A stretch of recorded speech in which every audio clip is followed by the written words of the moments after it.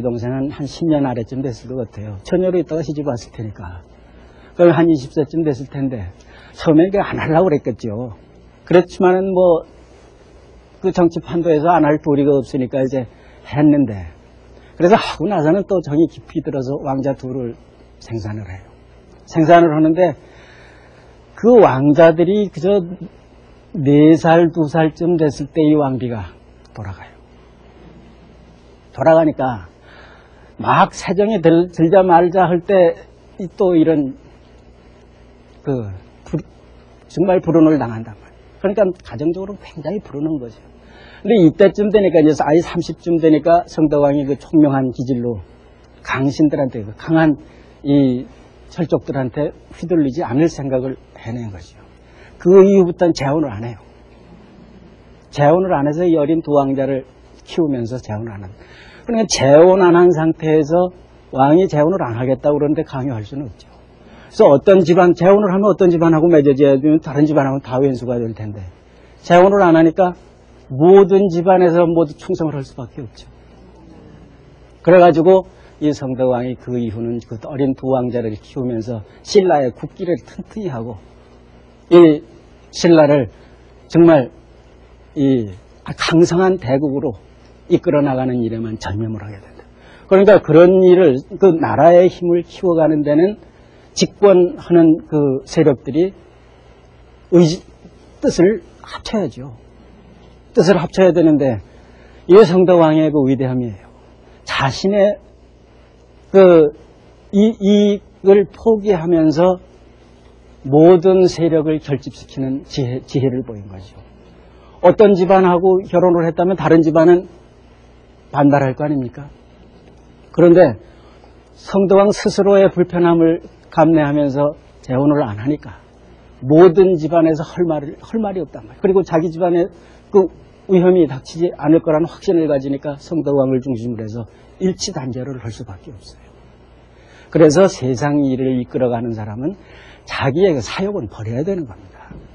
자기 사욕을 버리면은 주변이 전부 일치단결할 수밖에 없어요. 그를 중심으로 해서. 근데 사욕을 먼저 탐하려고 딱 생각을 해놓으면은 반드시 그건 상대방이 생겨서 적이 생기게 되죠. 그래서 국론이 분열되게 돼요. 이러니까 위대한 성덕왕이에요. 그리고 이런 일을 감행할 수 있는 인물이었으니까 정말 문예적인 그 자질이 뛰어난 분이었죠.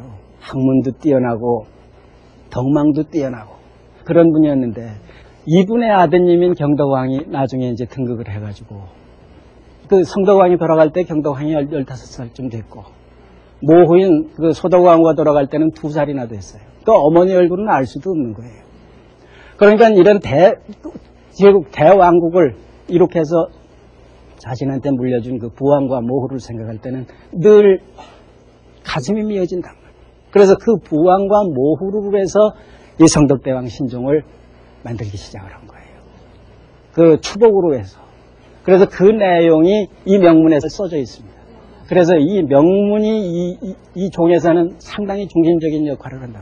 그러니까 이 글 내용을 좌우 양쪽에서 천인들이 내려오면서 여기다 향을 공양을 해요. 상원사종에서는 주악체 음악을 연주를 했었는데 여기서는 향을 바치고 있어요. 그래서 이거는 아까 이제 중국종 얘기를 해서 중국 북방종 이렇게 파구 형식이란 말이에요. 그리고 이거는 남방종 형식이에요. 이게 평구로 되어 있단 말이에요. 이렇게 상원사종은 이렇게 평구거든요. 그리고 여기에 이 중국종 십자 가운데 이렇게 당좌를 표현을 했는데, 그리고 이제 여기 봐, 용 2마리를 이렇게 용료를 만들었죠.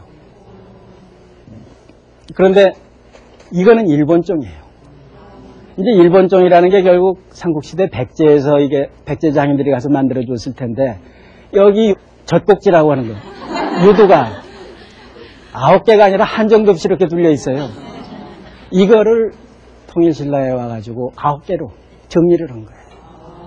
그리고 이렇게 십자 형태로 해서 중국종 그대로 모습이란 말이에요. 이런 형식으로 이제 그대로 흉내를 내고 있었던 건데, 우리 선조들은 그거를 정말 종의 본뜻이 뭐냐 하는 거를 파악을 해가지고 불교가 본래 추구하던 이념, 또 우리가 추구하는 그 조용정신 이런 걸 가지고 정리를 했다.